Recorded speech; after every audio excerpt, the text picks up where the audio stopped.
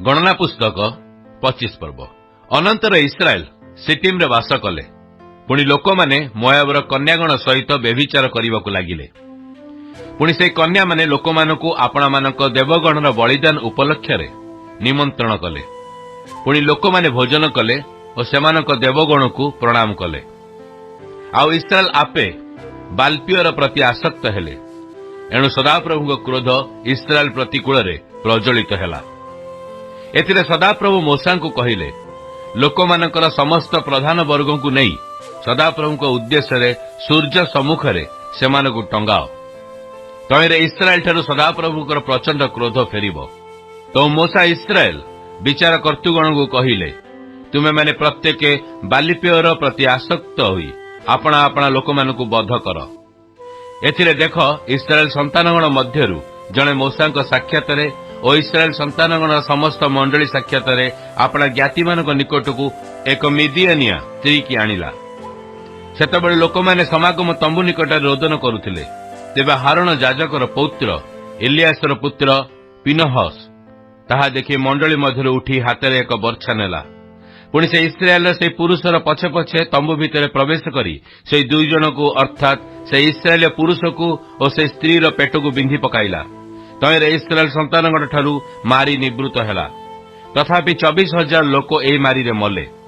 अनंतर सदाप्रभु मूसा को कहिले, हारण याजकर पौत्र इलियासर पुत्र पिनहस लोकमानक प्रति आंभ अंतर्जला प्रकाश करी इस्राएल संतानगण ठारू आंभर क्रोध फेराई अछि। तैरे आंभे आपणा अंतर्जाल इस्राएल संतानगण को निशेष रूपे संहार कलु नहीं। एतु तुम्बे कुह, देख आंबे ताहाकु आपणा शांतिकर नियम देलु। तहिरे ताहा प्रति और ताहा उत्तारे तार संतानगण प्रति अनंतकालीन याजकत्वर नियम हेब। कारण से आपणा परमेश्वर पक्षरे अंतर्जला प्रकाश कला और इस्राएल संतानगण निमंते प्रायश्चित कला। इस्राएलीय जो हत पुरुष जे से मिदियानिया स्त्री सहित हत होइथिला ताहार नाम सिमरी। से सिमियोनिय पितृगृहर अधिपति सालुर पुत्र। पुणी से हत मिदियानियार स्त्रीर नाम कसबी। से सुरर कन्या। से सुर मिदियानियार एक पुत्र गृहर लोकमानक मध्य प्रधान थिला। अनंतर सदाप्रभु मूसा को कहिले, मिदियानिय लोकमानकु क्लेश दिय और सेमानकु बद्ध कर। कारण पियर विषयक छଳରେ और से पियोर लगी मारी दिन रे हत हेला जे सेमानक आत्मीय कसबी नामनी मिदियानिय राजकुमारी ताहार विषय छଳରେ सेमाने तुम्भकु छळ करी क्लेश देले। गणना पुस्तक 26 पर्व। सेही मारी उतारे सदाप्रभु मूसा को हारणक पुत्र इलियासर याजक को कहिले, तुमे माने इस्राएल संतानगणर समस्त मंडली मध्यरु आपणा आपणा पितृगृहानुसारे 20 वर्ष वयस्क और तहिरु अधिक वयस्क लोकमानकर अर्थात इस्राएल सैन्य श्रेणीभुक्त समस्त लोकमानकर गणना कर। तहिरे मूसा और इलियासर याजक जिरिह निकट स्थित जर्दन सीमा परे मोयाब पदारे लोकमानक संगे कथा कहिले। मूसा प्रति मिस्र देशरु बहिर्गत इस्राएल संतानगण प्रति सदाप्रभु का आज्ञानुसारे 20 वर्ष वयस्क अवधि समस्त लोकर गणना कर। रुबेन इस्राएल ज्येष्ठ पुत्र। रुबेन संतान हनक ठारू हनकीय वंश, पल्लू ठारू पल्लुय वंश, हिस्रोण ठारू हिस्रोणीय वंश, कर्मी ठारू कर्मीय वंश। एमाने रुबेन वंश। पुणी एमाने गणा जाते 43,730 लोक हेले। पल्लूर संतान इलियाब। से इलियाब संतान नमुएल और दाथन और अबिगम।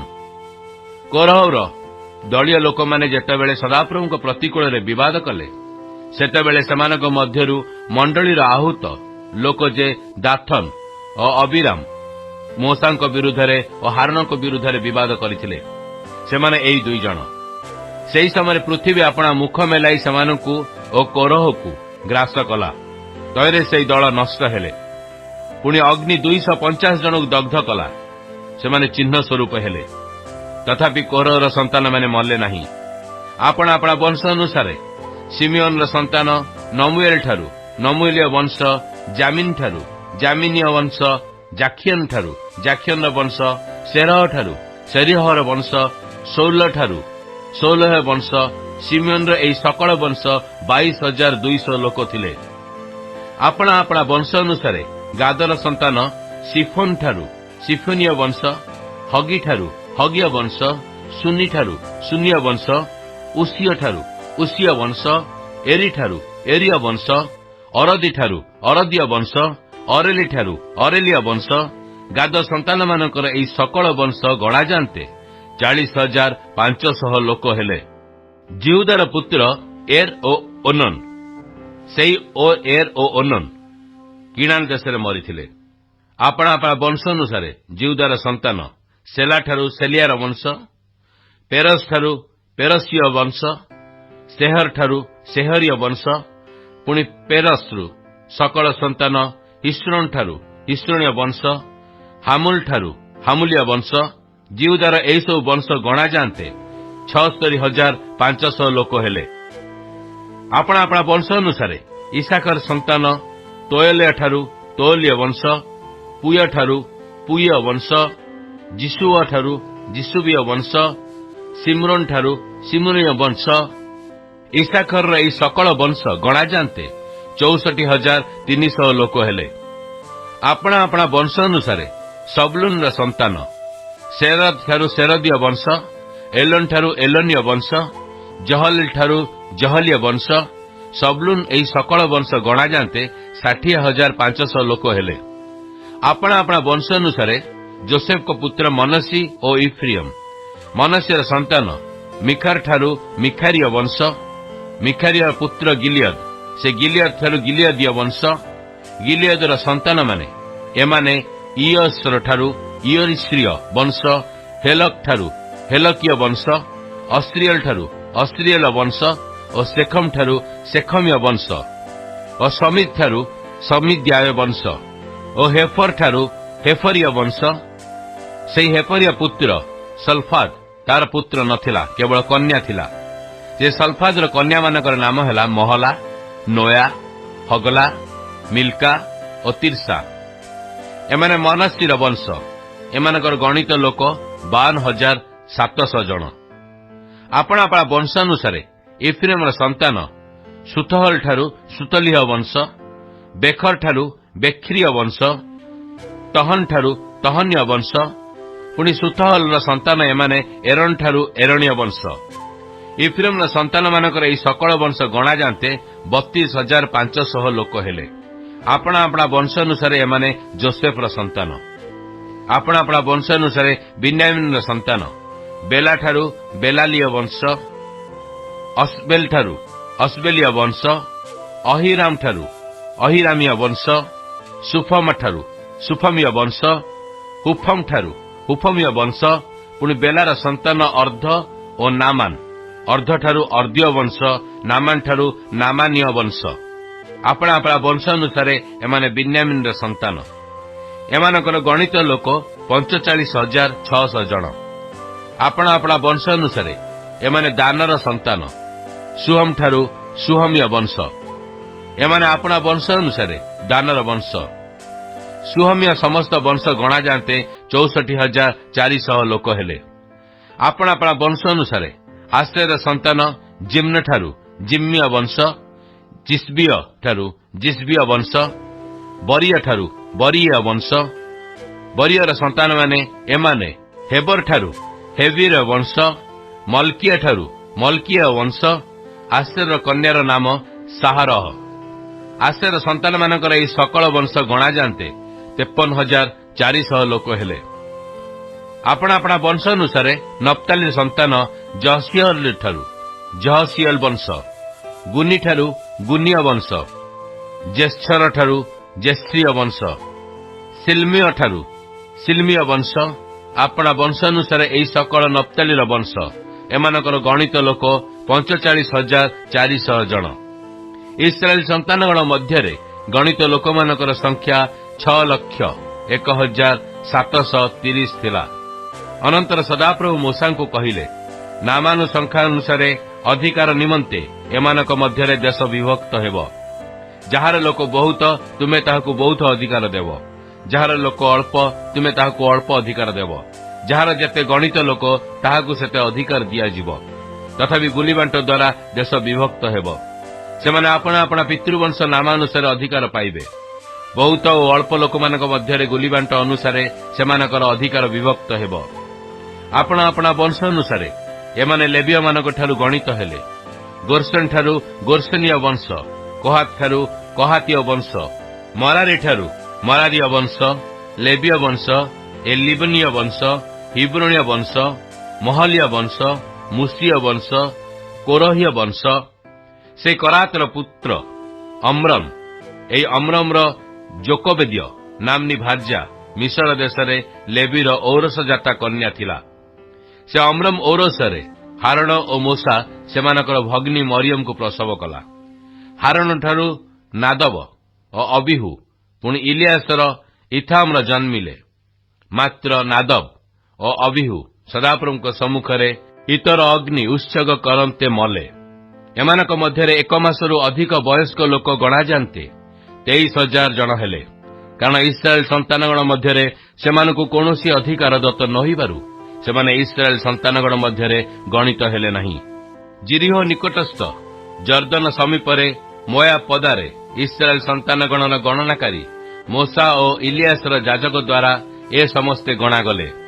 ମାତ୍ର ସିନ୍ହ ପ୍ରାନ୍ତରରେ ଇସ୍ରାଏଲ ସନ୍ତାନଗଣର ଗଣନାକାରୀ ମୋସା ଓ ହାରଣ ଯାଜକ ଦ୍ୱାରା ଯେଉଁମାନେ ଗଣିତ ହୋଇଥିଲେ ସେମାନଙ୍କ ମଧ୍ୟରୁ ଜଣେ ଏମାନଙ୍କ ମଧ୍ୟରେ ନଥିଲା।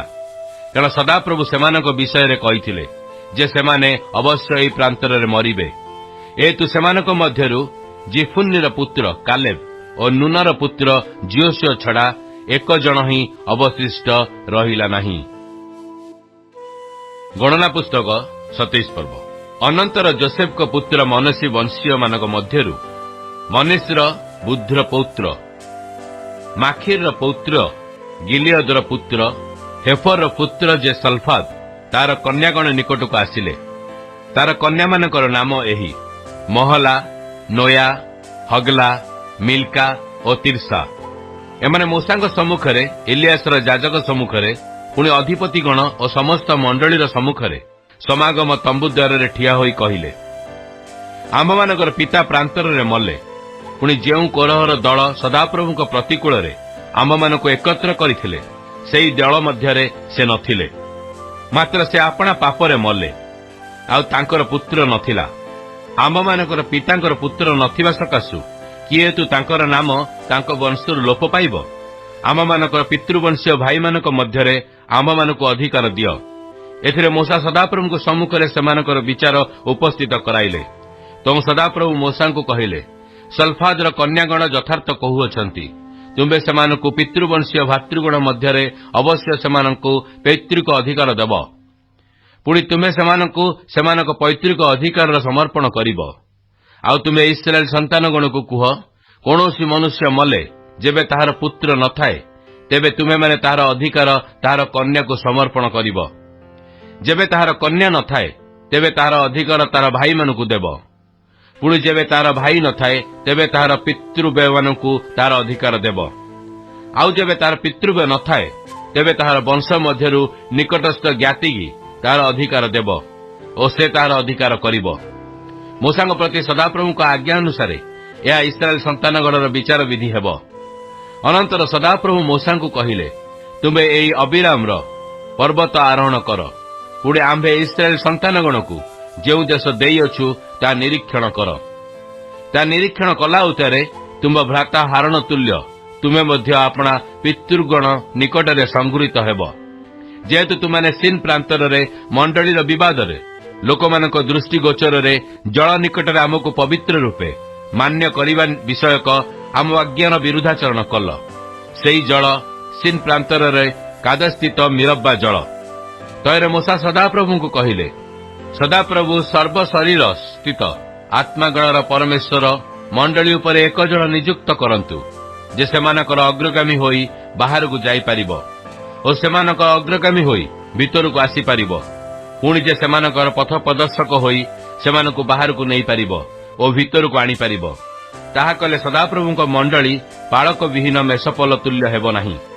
ତେଣୁ ସଦାପ୍ରଭୁ ମୋସାଙ୍କୁ କହିଲେ, ନୁନର ପୁତ୍ର ଜିଓଶୁଆକୁ ନିଅ सेई लोकटारे आत्मा अछंती पुणी तुम्बे ताहा उपरे हस्तार्पण कर आउ इलियासर याजक सम्मुखरे ओ समस्त मंडली सम्मुखरे ताहाकु उपस्थित कराई सेमानक साक्षातर आज्ञा दियो आउरी इस्राएल संतानगणर समस्त मंडली जेपरी ताहा आज्ञावह हेबे एथिपाई तुम्बे आपणा संभ्रम ताहा उपरे अर्पण कर पुणी से इलियासर याजक सम्मुखरे ठिया हेबो ओ इलियास ताहा पई उरिमर विचार द्वारा सदाप्रभुक सम्मुखरे पचारिब सेमाने अर्थात ओ से ताहा सहित इस्राएल संतानगणर समुदाय मंडली उभय ताहा आज्ञारे बाहरकु जिबे ओ तार आज्ञारे भितरकु आसिबे एथिरे मूसा सदाप्रभुक आज्ञानुसारे कर्म कले से जियोशुआଙ୍କୁ इलियासर याजक सम्मुखरे ओ समुदाय मंडली सम्मुखरे उपस्थित कराइले पुणी से तांको उपरे हस्तार्पण कले पुणी सदाप्रभु मूसाଙ୍କ हातरे जे रूपे कहिथिले सुरूपे से तांको आज्ञा देले। गणना पुस्तक 28 पर्व अनंतर सदाप्रभु मूसाଙ୍କୁ कहिले तुमे इस्राएल संतानगणको आज्ञा दियो और सेमानकु कुह तुम्बे आंबर तुष्टिजनक आग्रहार्थे आंबर उपहार अर्थात आंब उद्देश्य अग्निकृत नाना नैवेद्यार्थक आंबर जो भक्ष्य ताहा तैर निरूपित समय रे उत्सर्ग करने मनोजग करिब पुणी तुम्बे सेमानकु कहिब तुमे माने सदाप्रभुक उद्देश्य जो अग्निकृत उपहार उत्सर्ग करिब ताहा एही प्रतिदिन नित्य होम निमंते एक वर्षीय निकुंत 2 मेषवत्स प्रातःकाल एक मेषवत्स उत्सर्ग करिब और संध्या काल एक मेषवत्स उत्सर्ग करिब पुणी भक्ष्य नैवेद्य निमंते एक हिनर चतुर्थांश पेशा तैल मिश्रित एक एफार दशमांश सरु मैदा देव यह नित्य होम बलि तुष्टिजनक आग्रहार्थे सदाप्रभुक उद्देश्य अग्निकृत उपहार रूपे यह सिनय पर्वत निरूपित होइथिला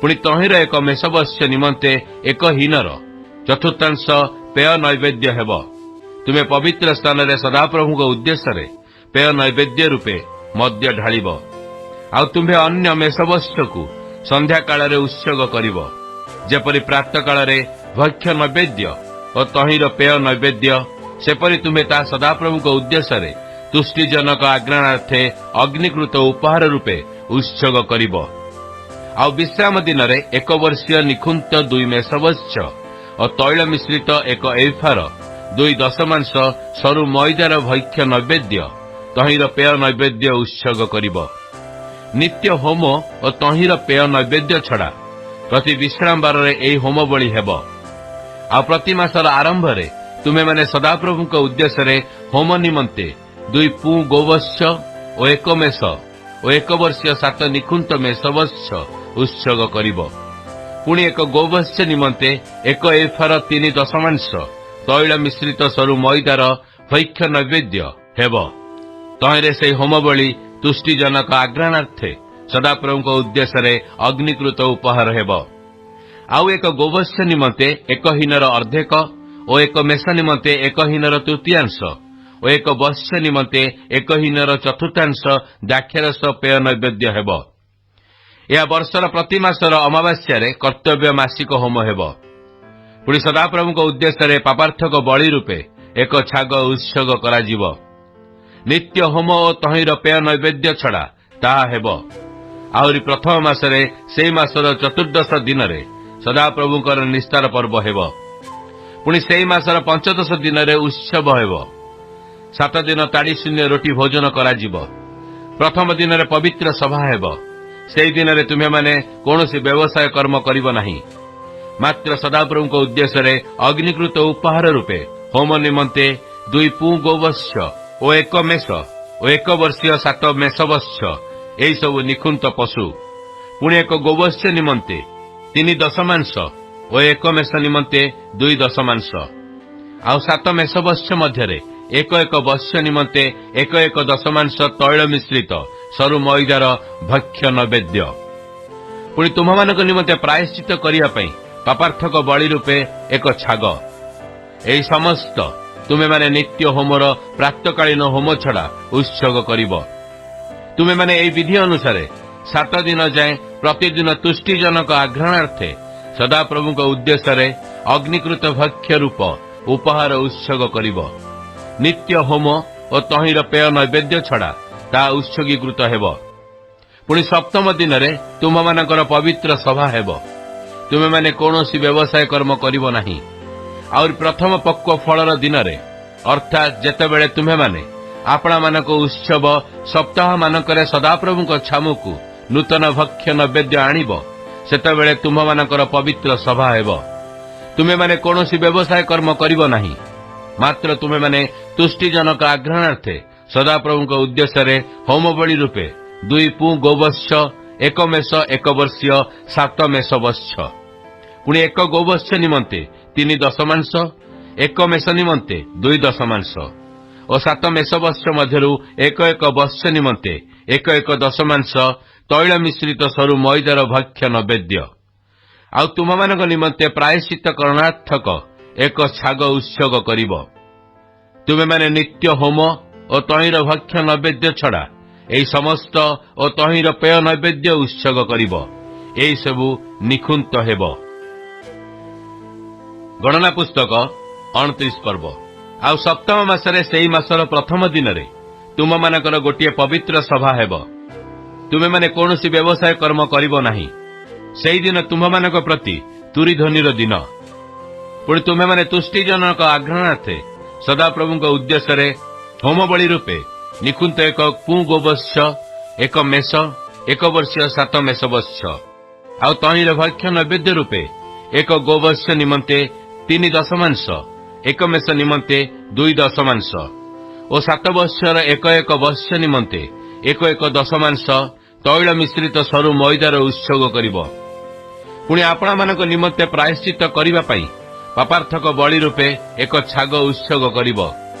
एई समस्त तुम्हाने सदाप्रभुଙ୍କ उद्देश्य अमावास्यार होम और तहिर अग्निकृत उपहार तुष्टिजनक आग्रहणार्थक भक्ष्य नैवेद्य और नित्य होम और तहिर भक्ष्य नैवेद्य पुणी विधि मते उभयर पेय नैवेद्य छड़ा उत्सर्ग करिब। आउरी से सप्तम मासर दशम दिन में तुम्हार 1 पवित्र सभा हेब। पुणी तुम्हे माने आपणा आपणा प्राण को क्लेश देव। तुमे माने कौनसी व्यवसाय कर्म करिवो नाही, मात्र तुम्हे माने सदाप्रभुଙ୍କ उद्देश्य तुष्टिजनक आग्रहणार्थे होम बलि रूपे 1 पू गोवत्स, 1 मेष 1 वर्षीय 7 मेष वत्स तुम प्रति एमाने निखुंत हेबे। पुणी तहिर भक्ष्य नैवेद्य रूपे 1 गोवत्स निमंते 3 दशमांश, 1 मेष निमंते 2 दशमांश और 7 मेष वत्सर 1 मेष वत्स निमंते 1 दशमांश तैल मिश्रित सरु मैदा। पुणी पापार्थक बलि रूपे 1 छाग। एई समस्त तुम्हामानकर प्रायश्चितार्थक पापा बलि ओ नित्य होम और तहिर भक्ष्य पेय नैवेद्य छड़ा उत्सर्ग करिब। आउ सप्तम मासर 15 दिन में तुम्हामानकर पवित्र सभा हेब। तुमे माने कौनसी व्यवसाय कर्म करिवो नाही। पुणी 7 दिन जाए सदाप्रभुଙ୍କ उद्देश्य उत्सर्ग पालन करिब। आउ तुमे माने सदाप्रभुଙ୍କ उद्देश्य तुष्टिजनक आग्रहणार्थे अग्निकृत होम बलि रूपे 13 पू गोवत्स, 2 मेष 1 वर्षीय 14 मेष वत्स उत्सर्ग करिब। एमाने निखुंत हेबे। पुणी तहिर भक्ष्य नैवेद्य 13 पू गोवत्स मध्यरु प्रत्येक वर्ष निमंते 3 दशमांश, 2 मेष मध्यरु प्रत्येक मेष निमंते 2 दशमांश और 14 मेष वर्ष मध्यरु प्रत्येक वर्ष निमंते 1 दशमांश तैल मिश्रित सरु मैदा आ पापार्थक बलि रूपे 1 छाग। एई समस्त तुमे माने नित्य होम और तहिर भक्ष्य और पेय नैवेद्य छड़ा उत्सर्ग करिब। आउ द्वितीय दिन में निखुंत 12 पू गोवत्स, 2 मेष और 1 वर्षीय 14 मेष वत्स। पुणी गोवत्सर मेषर और मेष शावक मानक संख्या अनुसार विधि मते भक्ष्य और पेय नैवेद्य आ पापार्थक बलि रूपे 1 छाग। ए समस्त तुमे माने नित्य होम और तहिर भक्ष्य और पेय नैवेद्य छड़ा उत्सर्ग करिब। आउ तृतीय दिन में निखुंत 11 गोवत्स, 2 मेष और 1 वर्ष 14 मेष वत्स। पुणी गोवत्सर मेषर और मेष मत्स्य मानकर संख्या अनुसार विधि मते भक्ष्य और पेय नैवेद्य आ पापार्थक बलि रूपे 1 छाग। ए समस्त तुम्हे माने नित्य होम और तहिर भक्ष्य और पेय नैवेद्य छड़ा उत्सर्ग करिब। आउ चतुर्थ दिन में निकुंत 10 गोवत्स, 2 मेष और 1 वर्षीय 14 मेष वत्स। ଗୋବତ୍ସର ମେଷର ଓ ମେଷବତ୍ସ ମାନଙ୍କର ସଂଖ୍ୟାନୁସାରେ ବିଧି ମତେ ଭକ୍ଷ୍ୟ ଓ ପେୟ ନୈବେଦ୍ୟ, ପୁଣି ପାପାର୍ଥକ ବଳି ରୂପେ ଏକ ଛାଗ। ଏ ସମସ୍ତ ତୁମେମାନେ ନିତ୍ୟ ହୋମ ଓ ତହିଁର ଭକ୍ଷ୍ୟ ପେୟ ନୈବେଦ୍ୟ ଛଡ଼ା ଉତ୍ସର୍ଗ କରିବ। ଆଉ ପଞ୍ଚମ ଦିନରେ ନିଖୁନ୍ତ 9 ଗୋବତ୍ସ, 2 ମେଷ ଓ 1 ବର୍ଷୀୟ 14 ମେଷବତ୍ସ, ପୁଣି ଗୋବତ୍ସର ମେଷର ଓ ମେଷବତ୍ସ ମାନଙ୍କ ସଂଖ୍ୟାନୁସାରେ ବିଧି ମତେ ଭକ୍ଷ୍ୟ ଓ ପେୟ ନୈବେଦ୍ୟ, ପୁଣି ପାପାର୍ଥକ ବଳି ରୂପେ ଏକ ଛାଗ। ଏ ସମସ୍ତ ତୁମେମାନେ ନିତ୍ୟ ହୋମ ଓ ତହିଁର ଭକ୍ଷ୍ୟ ଓ ପେୟ ନୈବେଦ୍ୟ ଛଡ଼ା ଉତ୍ସର୍ଗ କରିବ। ଆଉ ଷଷ୍ଠ ଦିନରେ ନିଖୁନ୍ତ 8 ଗୋବତ୍ସ, 2 ମେଷ ଓ 1 ବର୍ଷୀୟ 14 ମେଷବତ୍ସ, ଆଉ ଗୋବତ୍ସର ମେଷର ଓ ମେଷବତ୍ସ ମାନଙ୍କର ସଂଖ୍ୟାନୁସାରେ ବିଧି ମତେ ଭକ୍ଷ୍ୟ ଓ ପେୟ ନୈବେଦ୍ୟ, ପୁଣି ପାପାର୍ଥକ ବଳି ରୂପେ ଏକ ଛାଗ। ଏ ସମସ୍ତ ତୁମେମାନେ ନିତ୍ୟ ହୋମ ଓ ତହିଁର ଭକ୍ଷ୍ୟ ଓ ପେୟ ନୈବେଦ୍ୟ ଛଡ଼ା ଉତ୍ସର୍ଗ କରିବ। ଆଉ ସପ୍ତମ ଦିନରେ ନିଖୁନ୍ତ 7 ଗୋବତ୍ସ, 2 ମେଷ ଓ 1 ବର୍ଷୀୟ 14 ମେଷବତ୍ସ, ଆଉ ଗୋବତ୍ସର ମେଷର ଓ ମେଷମାନଙ୍କର ସଂଖ୍ୟାନୁସାରେ ବିଧି ମତେ ଭକ୍ଷ୍ୟ ଓ ପେୟ ନୈବେଦ୍ୟ, ପୁଣି ପାପାର୍ଥକ ବଳି ରୂପେ ଏକ ଛାଗ। ଏ ସମସ୍ତ ତୁମେମାନେ ନିତ୍ୟ ହୋମ ଓ ତହିଁର ଭକ୍ଷ୍ୟ ପେୟ ନୈବେଦ୍ୟ ଛଡ଼ା ଉତ୍ସର୍ଗ କରିବ। ଆଉ ଅଷ୍ଟମ ଦିନରେ ତୁମମାନଙ୍କର ମହାସଭା ହେବ। ତୁମେମାନେ କୌଣସି ବ୍ୟବସାୟ କର୍ମ କରିବ ନାହିଁ, ମାତ୍ର ସଦାପ୍ରଭୁଙ୍କ ଉଦ୍ଦେଶ୍ୟରେ ତୁଷ୍ଟିଜନକ ଆଘ୍ରାଣାର୍ଥେ ଅଗ୍ନିକୃତ ହୋମବଳି ରୂପେ ନିଖୁନ୍ତ 1 ଗୋବତ୍ସ, 1 ମେଷ ଓ 1 ବର୍ଷୀୟ 7 ମେଷବତ୍ସ, ଆଉ ଗୋବତ୍ସର ମେଷର ଓ ମେଷବତ୍ସ ମାନଙ୍କର ସଂଖ୍ୟାନୁସାରେ ବିଧି ମତେ ଭକ୍ଷ୍ୟ ଓ ନୈବେଦ୍ୟ, ପୁଣି ପାପାର୍ଥକ ବଳି ରୂପେ ଏକ ଛାଗ।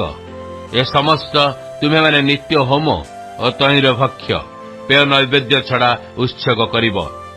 ତୁମେମାନେ ଏହି ସମସ୍ତ ଆପଣା ଆପଣା ମାନତ ଓ ସ୍ୱଚ୍ଛାଦତ ଉପହାର ସମ୍ବନ୍ଧୀୟ ତୁମମାନଙ୍କର ହୋମବଳି ଓ ତୁମମାନଙ୍କର ଭକ୍ଷ୍ୟ ନୈବେଦ୍ୟ ଓ ତୁମମାନଙ୍କର ପେୟ ନୈବେଦ୍ୟ ଓ ତୁମମାନଙ୍କର ମଙ୍ଗଳାର୍ଥକ ବଳି ଛଡ଼ା ନିରୂପିତ ପର୍ବତମାନଙ୍କରେ ସଦାପ୍ରଭୁଙ୍କ ଉଦ୍ଦେଶ୍ୟରେ ଉତ୍ସର୍ଗ କରିବ।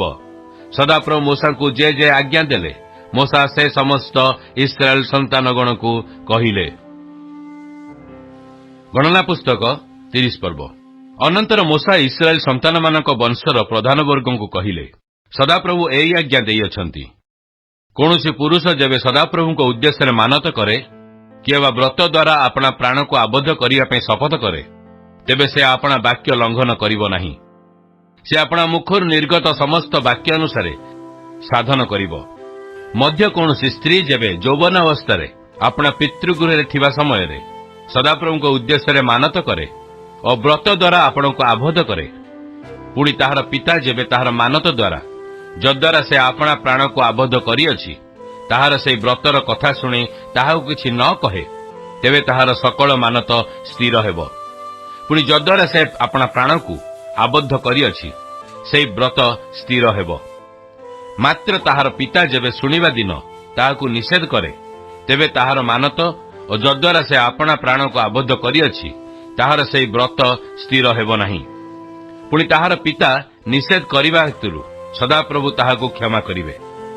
ଆଉ ଯେବେ ସେ ଆପଣା ମାନତର ଅବା ଯଦ୍ୱାରା ସେ ଆପଣା ପ୍ରାଣକୁ ଆବଦ୍ଧ କଲା, ତାହାର ମୁଖ ନିର୍ଗତ ସେହି ଚଞ୍ଚଳ ବାକ୍ୟର ଅଧୀନା ଥାଉ ଥାଉ କୌଣସି ସ୍ୱାମୀକି ବିବାହ କରେ, ପୁଣି ତାହାର ସ୍ୱାମୀ ତାହା ଶୁଣେ ଓ ସେ ତାହା ଶୁଣିବା ଦିନ ତୁନି ହୋଇ ରହେ, ତେବେ ତାହାର ମାନତ ସ୍ଥିର ହେବ। ଓ ଯଦ୍ୱାରା ସେ ଆପଣା ପ୍ରାଣକୁ ଆବଦ୍ଧ କରିଅଛି ତାହାର ସେହି ବ୍ରତ ସ୍ଥିର ହେବ। ମାତ୍ର ତାହାର ସ୍ୱାମୀ ତାହା ଶୁଣିବା ଦିନ ଯେବେ ତାହାକୁ ନିଷେଧ କରେ, ତେବେ ସେ ତାହାର ମାନତ ଓ ଯଦ୍ୱାରା ସେ ଆପଣା ପ୍ରାଣକୁ ଆବଦ୍ଧ କରିଅଛି ତାହାର ମୁଖ ନିର୍ଗତ ସେହି ଚଞ୍ଚଳ ବାକ୍ୟ ବ୍ୟର୍ଥ କରିବ। ତହିଁରେ ସଦାପ୍ରଭୁ ତାହାକୁ କ୍ଷମା କରିବେ। ମାତ୍ର ବିଧବା କି ସ୍ୱାମୀତ୍ୟକ୍ତା ସ୍ତ୍ରୀର ମାନତ ଓ ଯେକୌଣସି ବିଷୟରେ ସେ ଆପଣା ପ୍ରାଣକୁ ଆବଦ୍ଧ କରିଅଛି ସେହିସବୁ ତାହା ନିମନ୍ତେ ସ୍ଥିର ହେବ। ଆଉ ସେ ଯେବେ ସ୍ୱାମୀର ଗୃହରେ ମାନତ କରିଥାଏ ଅବା ଶପଥପୂର୍ବକ ବ୍ରତ ଦ୍ୱାରା ଆପଣା ପ୍ରାଣକୁ ଆବଦ୍ଧ କରିଥାଏ, ପୁଣି ତାହାର ସ୍ୱାମୀ ତାହା ଶୁଣି ତା ପ୍ରତି ତୁନି ହୋଇ ରହେ ଓ ତାହାକୁ ନିଷେଧ ନ କରେ, ତେବେ ତାହାର ସମସ୍ତ ମାନତ ସ୍ଥିର ହେବ। ପୁଣି ସେ ଯେଉଁ ସବୁ ବ୍ରତ ଦ୍ୱାରା ଆପଣା ପ୍ରାଣକୁ ଆବଦ୍ଧ କଲା ତାହା ସବୁ ସ୍ଥିର ହେବ। ମାତ୍ର ତାହାର ସ୍ୱାମୀ ଯେବେ ଶୁଣିବା ଦିନ ତାହା ସବୁ ରହିତ ଓ ବ୍ୟର୍ଥ କରେ, तेबे ताहार मानत विषय ताहार प्राणर बंधन विषय जे सबु कथा ताहार मुखर निर्गत होइतिला से सबु स्थिर हेब नहीं। ताहार स्वामी से सब व्यर्थ कला, एणु सदाप्रभु ताहाकु क्षमा करिवे। ताहार स्वामी ताहार प्रत्येक मानत और प्राण को क्लेश देवार प्रतिज्ञा युक्त प्रत्येक शपथ स्थिर करिपारे, अबा ताहार स्वामी व्यर्थ करिपारे। मात्र ता स्वामी जेबे दिनकु दिन ताहा प्रति सर्वदा भावे तुनी होई रहे, तेबे से ताहार समस्त मानत अबा ताहार समस्त व्रत स्थिर करे। से ताहा शुणिबा दिन तुनी होई रहिबारु ताहा स्थिर कला। मात्र ताहा शुणिला उतारे से जेबे ताहा रहित व्यर्थ करे, तेबे से स्त्रीर अपराध बहिब। पुरुष और ताहार भार्या विषय, पिता और पितृगृहस्थिता, युवती कन्या विषय सदाप्रभु मूसा को यही समस्त आज्ञा देले। Good morning. बाइबल पठन कक्ष को मु आपण मानकु स्वागत जनाए। आज बाइबल पठन दिन संख्या 26 मंगलवार। आज पठन अंश गणना पुस्तक 25 पर्व ठारू 30 पर्व पर्यंत। आसंतु आज आम जहाँ पाठ करिछु तार सारांश को आलोचना करिबा। जर्दन नदीर पूर्व पारिस्थ सिटिम रे बास करुवा समय इस्राएल लोक माने विजातीय देवता बाल पियोर प्रति आसक्त हेले। इस्राएल लोक मानकर कार्य थिला किनान देश को अधिकार करिबा, किंतु एहा परिवर्ते से माने विदेशीय देवता द्वारा प्रलोभित होई प्रथम आज्ञार विद्रोहाचरण कले। परिणाम स्वरूपे ईश्वरंको विचारर सम्मुखीन होई इस्राएलियो मानक मध्यरु 24,000 लोक मृताहत हेले। बाल पियोर संबंध रे गणना पुस्तकर शेष आड़कू पुंखानुपुंख भाव में व्याख्या करा जायछि। कारण किनान देश रे से माने जो विषयर सम्मुखीन होबाकू जाउथिले बा जो विपदर सम्मुखीन समाने होबाकू जाउथिले, जो समस्त प्रलोभनर सम्मुखीन होबाकू जाउथिले, से देश को अधिकार करबा पूर्वरु, सही देश रे प्रवेश करबा पूर्वरु एहा थिला ताहार एक ज्वलंत उदाहरण। एणु एहा सेमानंकु सेमानकर परिचय और कार्य को सबु बेले स्मरण कराइदब। सामरिक दक्षता समीक्षा करने निमंते 40 वर्ष उतारे इस्राएल संतानगण द्वितीय जनगणना कले। आमे जानिबाकू पाउजे प्रथम अध्याय रे परमेश्वर जेपरि कहिथिले कि जियोशुय और कालेबंको व्यतीत प्रथम पीढ़ीर अन्य कौनसी लोक अवशिष्ट रहिबे नाही, ताहा वास्तव रे सत्य अटे। मूसा सदाप्रभुको आदेश अनुसार जियोशुयंकु परवर्ती नेता भाव में नियुक्त करी तैल द्वारा अभिषेक कले और आशीर्वाद करी नेतृत्व भार समर्पण कले। व्यवस्था संबंध में स्मरण कराइदेवा उद्देश्य रे पर्व और बलिदान गुड़िकर निरूपित समय सबु आयोजन करने पाए सदाप्रभु इस्राएल लोक मानकु निर्देश देले। गणना पुस्तक 30 पर्व रे मानत गुड़िक संबंध में उल्लेख करा जायछि। मानतर परिभाषा हेउछि कौन करिबा और कौन न करिबा संबंधी स्वेच्छाकृत व्यक्तिगत प्रतिश्रुति बा प्रतिबद्धता, जहाँ समग्र इस्राएल ईश्वरंक प्रति करुथिले। आउ एही अध्याय रे विशेष करी विवाह संबंधी निर्देशना मध्य दिया जाइछि। यह थिला आजिर पठित शास्त्रांशर सारांश। प्रभु आम प्रत्येक को आशीर्वाद करंतु।